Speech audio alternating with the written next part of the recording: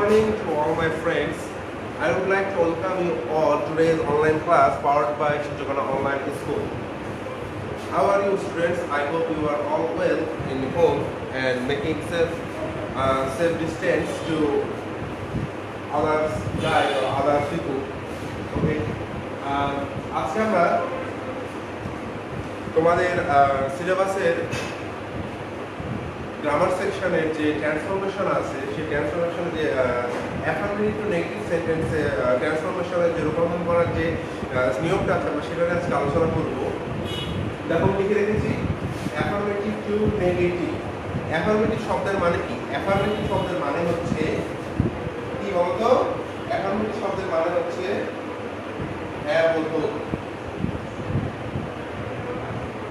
Affirmative শব্দের মানে হচ্ছে হ্যাঁ বলতো, আর নেগেটিভ শব্দের মানে হচ্ছে না বলতো। নেগেটিভ শব্দের মানে হচ্ছে না বলতো। আচ্ছা, তো অ্যাফার্মেটিভ থেকে নেগেটিভ করার মানে নিয়ম হচ্ছে হলো ট্রান্সফরমেশন মানে হচ্ছে রূপান্তরিতকরণ। ট্রান্সফরমেশনের একটা মরাল, একটা মূল একটা থিম আছে, যে মরাল থিম আর মূল থিমটা হচ্ছে আমি সেন্টেন্সকে অবশ্যই ট্রান্সফর্ম করব, কিন্তু সেন্টেন্সের মিনিং, ইনার মিনিং অর্থাৎ যে অভ্যন্তরীণ যে অভ্যন্তরীণ অর্থ যেন কখনো না বদলিয়ে যায়, অর্থাৎ সেটা যেন পরিবর্তন না হয়। যেমন রহিম ভালো ছেলে, রহিম ইজ এ গুড বয়। এটাকে যদি আমরা নেগেটিভ করি তাহলে সাধারণত নেগেটিভ কি হয়? নেগেটিভ হয় Rahim is not a good boy. কিন্তু তাহলে দেখো এখানে কিন্তু অর্থের পরিবর্তন হয়ে যাচ্ছে। রহিম অ্যাফার্মেটিভ বাক্য কি ছিল? রহিম is a good boy, Rahim একটা ভালো ছেলে। কিন্তু নেগেটিভে কি হলো? Rahim is not a good boy, Rahim একটা ভালো ছেলে নয়। তাহলে অর্থের কিন্তু আমরা এখানে পরিবর্তন লক্ষ্য করতে পারছি যে রহিম ইজ এ গুড বয়, রহিম একটি ভালো ছেলে, আর অপর দিকে নেগেটিভ হচ্ছে রহিম একটি ভালো ছেলে নয়, Rahim is not a good boy. এখানে অর্থের কিন্তু একটা পরিবর্তন লক্ষ্য করা যাচ্ছে। তাহলে ট্রান্সফরমেশনের যে মূল থিম সেটা কিন্তু ঠিক থাকছে না। ট্রান্সফরমেশনের মূল থিম কি হবে? যে কখনোই অর্থের পরিবর্তন হবে না। তাহলে আমরা এখন দেখবো অর্থের পরিবর্তন না ঘটিয়ে কিভাবে অ্যাফার্মেটিভ সেন্টেন্সকে নেগেটিভে পরিবর্তন করা যায়। আচ্ছা, আমি মধ্যে দিয়ে একটা দাগ তুলে দিচ্ছি, তোমরা খাতায় এইভাবে তুলে নিবে, ঠিক তুলে নিবে। আচ্ছা,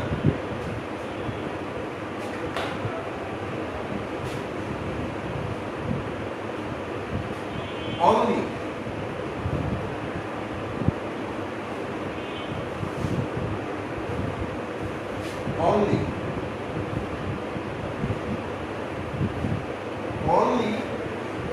যদি only দিয়ে যদি কোনো অ্যাফার্মেটিভ সেন্টেন্স শুরু হয়, এবং সে only পরে, অর্থাৎ only পরেই যদি কোনো ব্যক্তির নাম থাকে, কোনো ব্যক্তির নাম, মনে রাখো তোমরা, কোনো ব্যক্তির নাম, ব্র্যাকেটে আমি লিখে দিচ্ছি পারসন, অর্থাৎ অনলির পরে যদি কোনো পারসনের নাম দিয়ে শুরু হয় এমন কোনো বাক্য থাকে, তাহলে সেটাকে নেগেটিভ করার জন্য আমরা ব্যবহার করব নান বাট। সেটা নেগেটিভ করার জন্য কি ব্যবহার করব? None but. এক্সাম্পল যদি দিই, যে দেখো অনলি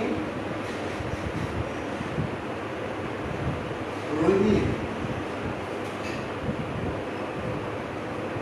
can help us। বাক্যটা দেখো, only Rahim can help us। only পরে কি রয়েছে? একটা ব্যক্তির নাম রয়েছে, একটা মানুষের নাম রয়েছে। তাহলে আমরা কি, যে কোনো অ্যাফার্মেটিভ সেন্টেন্স যদি only দিয়ে শুরু হয় এবং সে only এক্সাক্ট পরে যদি কোনো ব্যক্তির নাম থাকে, তাহলে আমরা নান বাদ দিয়ে সেই ব্যক্তিটাকে, সেই বাক্যটাকে নেগেটিভ করব। তাহলে এটাকে নেগেটিভ করার জন্য এই বাক্যটা নেগেটিভ ফর্ম হবে কি? অনলি উঠে যাবে, তারপর কি ব্যবহার হবে? None but. তাহলে নান বাট, তারপর যা আছে তাই, নান বাট অনলির মধ্যে নাম বাট বসে গেল, তারপর যতটুকু আছে ততটুকু আমরা কি বসে দেবো। তাহলে none but Rahim can Ryan can help us. আচ্ছা, এরপরে আমরা দেখবো ঠিক অনলি যুক্ত সেন্টেন্স আরেকটা, কিন্তু আগেটাতে কি ছিল অনলির পরে কোনো ব্যক্তির নাম ছিল, কিন্তু এবার থাকবে অনলির পরে কোনো বস্তুর নাম। তাহলে ব্র্যাকেটে লিখলাম থিং, থিং মানে হচ্ছে হলো বস্তু। অনলির পরে যদি কোনো বস্তুর নাম থাকে তাহলে সেক্ষেত্রে nothing but,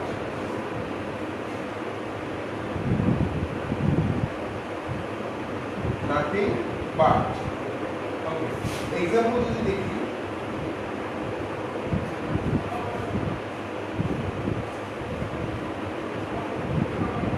only sorry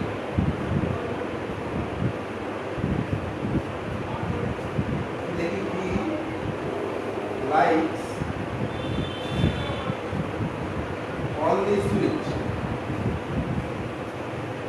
he likes only sweets। এখানে দেখো only পরে যে ওয়ার্ডটা আছে সেই ওয়ার্ডটা কিন্তু একটা বস্তুর নাম। এটা কিন্তু একটা বস্তুর নাম, একটা বস্তুর নাম। সুইট, সুইট মানে মিষ্টি, মিষ্টি কিন্তু কোনো ব্যক্তির নাম না, মিষ্টি একটা বস্তুর নাম।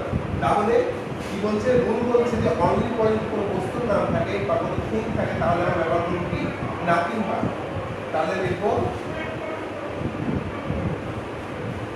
he likes only sweets, তাহলে আমরা লিখবো he likes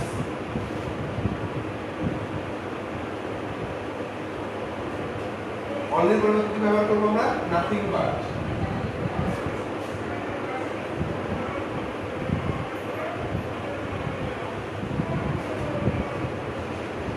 he likes nothing but only পরে nothing but তারপরে কি লিখবো sweets।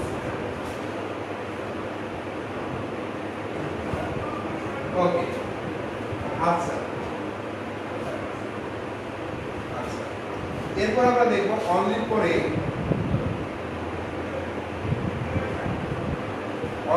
যদি কোনো নাম্বার থাকে, সংখ্যা 1 2 3 4 5 6 7 8 এমন কোনো যদি সংখ্যা থাকে তাহলে কি করব? অনলির পরে যদি এরকম কোনো নাম্বার থাকে বা কোনো সংখ্যা থাকে তাহলে আমরা অনলির পরিবর্তে ব্যবহার করব নট মোর দেন অথবা নট লেস দেন। আমরা এইটা ব্যবহার করব। এক্সাম্পল দেখি কিভাবে করা যায়।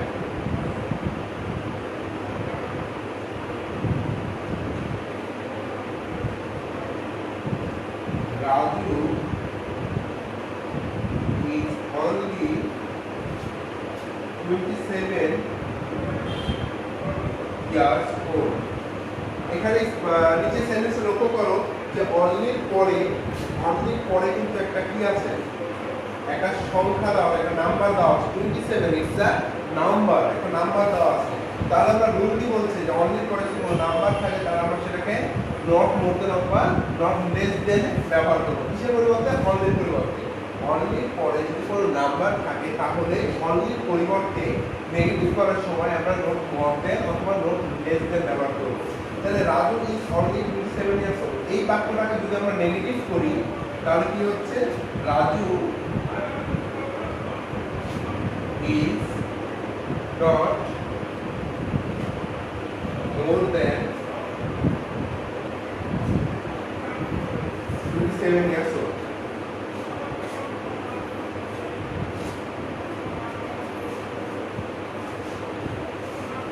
তাহলে আমরা পেলাম কি, Raju is not more than 27 years old। আচ্ছা,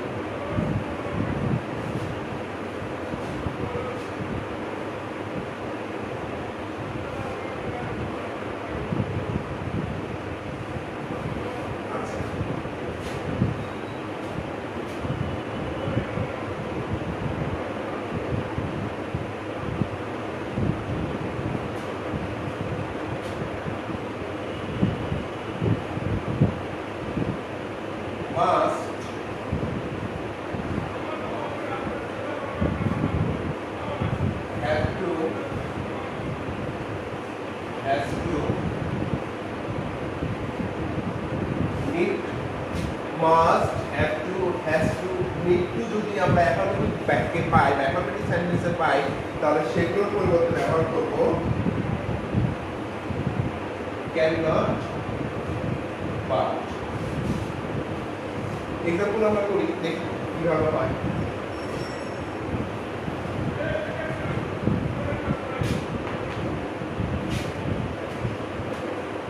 example, we must obey our parents. We must obey our parents. তাহলে এখানে যদি আমরা এখানে দেখো উক্ত বাক্য কিন্তু মাস্ট রয়েছে, উক্ত বাক্যে কি রয়েছে? মাস্ট রয়েছে, অসংখ্য রয়েছে। We must obey our parents.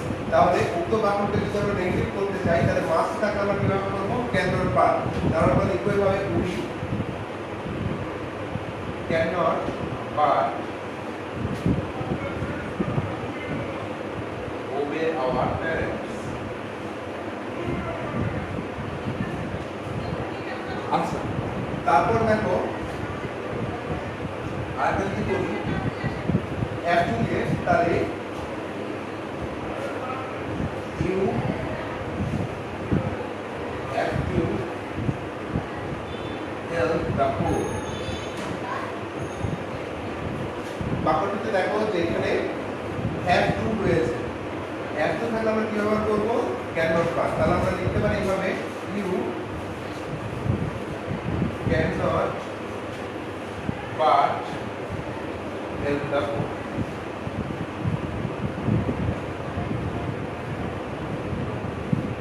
ঠিক অনুরূপ ভাবে যদি has to থাকে তাহলে he has to come। দেখো এখানে বাক্যে has to রয়েছে, তাহলে এই বাক্যটাকে যদি আমরা নেগেটিভ করতে চাই তাহলে আমরা ব্যবহার করব cannot but। তাহলে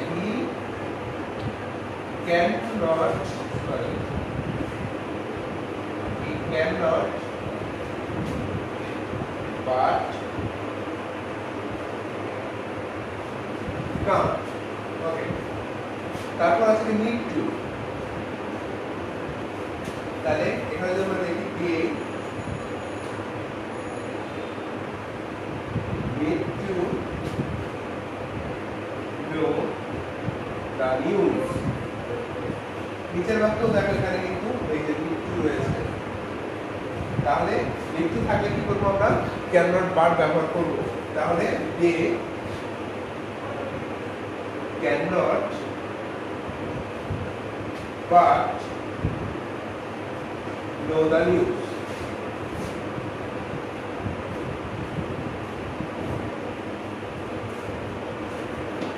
Fair।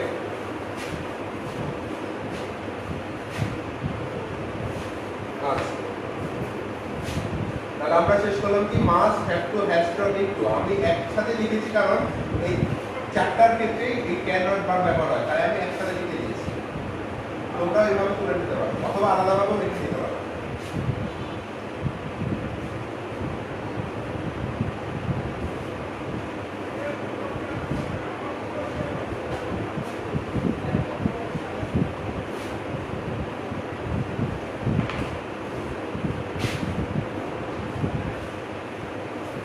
আচ্ছা, এরপর আসি যদি অ্যাফার্মেটিভ সেন্টেন্সে মেনি থাকে। মেনি, মেনি মানে কি? অনেক। যদি অ্যাফার্মেটিভ সেন্টেন্সে কোথাও মেনি থাকে তাহলে নেগেটিভ করার জন্য আমরা ব্যবহার করব not a few. Example,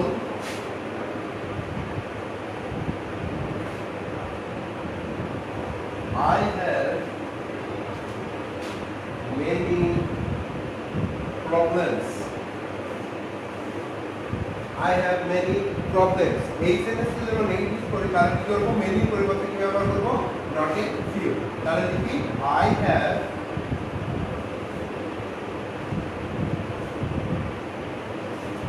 not a few problem। ওকে,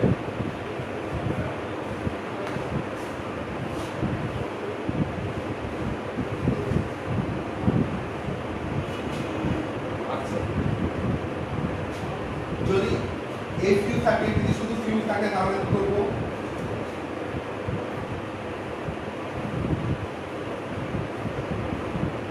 যদি এ ফিউ থাকে,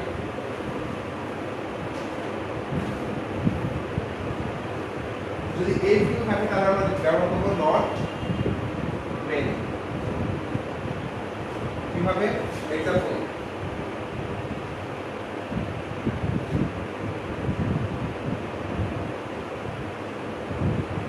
Rita